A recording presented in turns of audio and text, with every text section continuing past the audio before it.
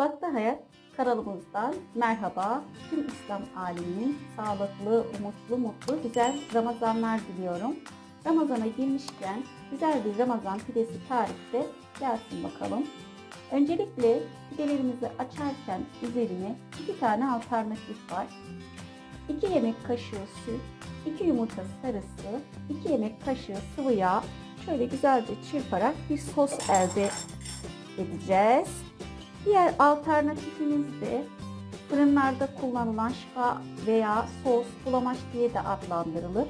2 yemek kaşığı un, yarım çay bardağı soğuk su, yarım çay bardağı kaynar su, 1 tatlı kaşığı pekmez ilavesiyle çırpıp güzel bir sos elde edeceğiz.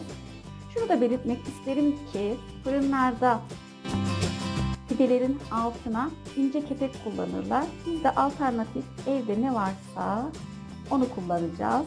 Mesela tam buğday unu, galeta unu, mısır unu, yulaf kepeği gibi. Benim elimde şöyle mısır unum var. Mısır unu kullanacağım. Gelelim hamurumuzun malzemelerine. 1 kilogram un, 4 su bardağı ılık su, 1 kuru hamur mayası, 1,5 yemek kaşığı şeker, kırmızı olmasını sağlar. İsteğe bağlı kullanmayabilirsiniz. 1 tatlı kaşığı tuz, pidenin üzeri için susam, çörek otu. Kabımıza unumuzu almıştım. Şöyle üzerine mayamızı, şekeri ilave ediyorum. Şöyle güzelce bir harmanlıyorum.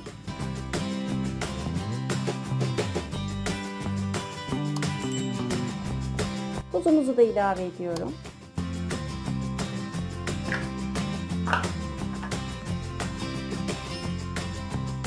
Şöyle ortasını açıp ılık suyumuzu kattıktan sonra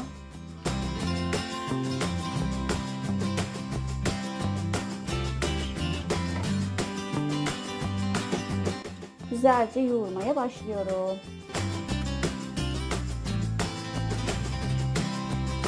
Bu hamurumuzu mutlaka 10 dakika boyunca yoğuracağız. Bu hamurumuz akışkan bir hamur olacak. Çok katı bir hamur olmayacak. Saatinize bakıp mutlaka ve mutlaka 10 dakika yoğurun.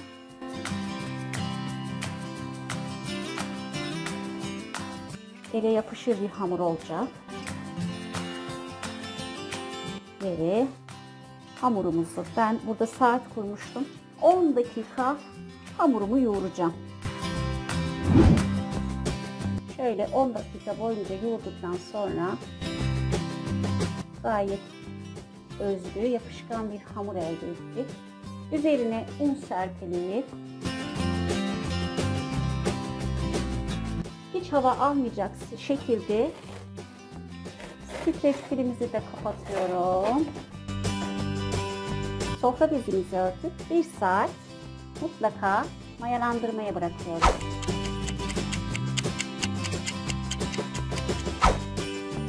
Kabaran hamurumuzu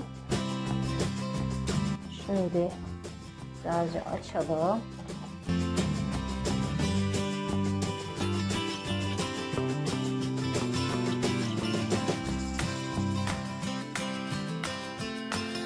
Un serpip tezgahımıza alıyorum.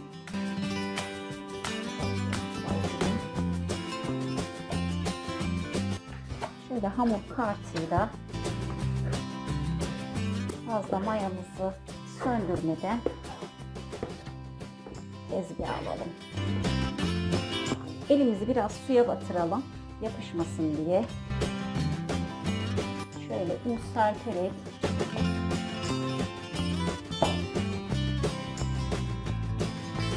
içe katlayalım.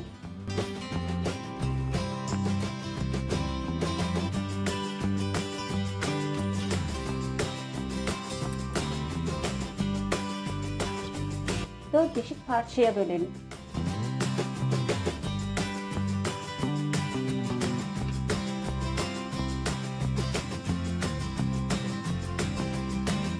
Ve hamurumuzu şöyle içe katlıya katlıya un serperek bezeler haline getirelim.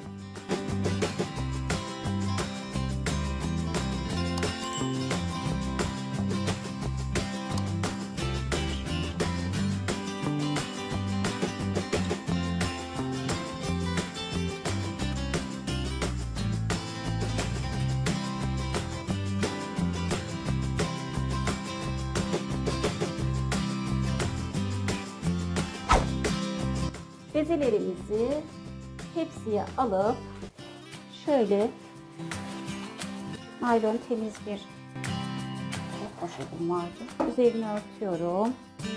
Tekrar şöyle bir bezle örtüyorum. Bir tepsi kapatıp sofra bezini örttükten sonra 1 saat tepsi mayasını bekliyorum.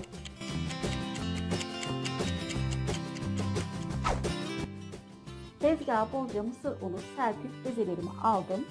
Soslarımı da alıp ikisine yumurtalı sostan, ikisine de şifa sosundan sürüp elimle şekillendireceğim.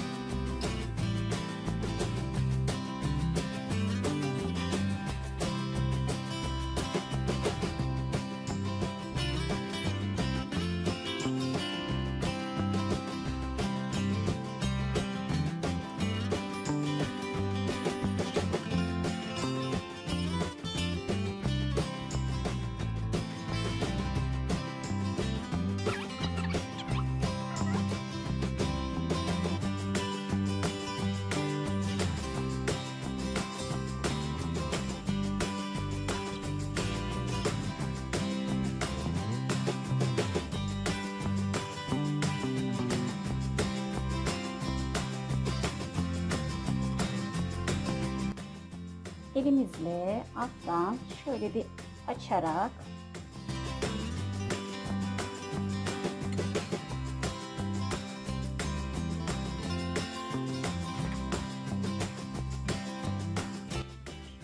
fırına koymak açısından daha kolay ve pratik olması için böyle bir aparatın üzerine aldım pidemi. 220 derecede ısıtılmış fırında kontrollü bir şekilde kızarana kadar bekleyelim.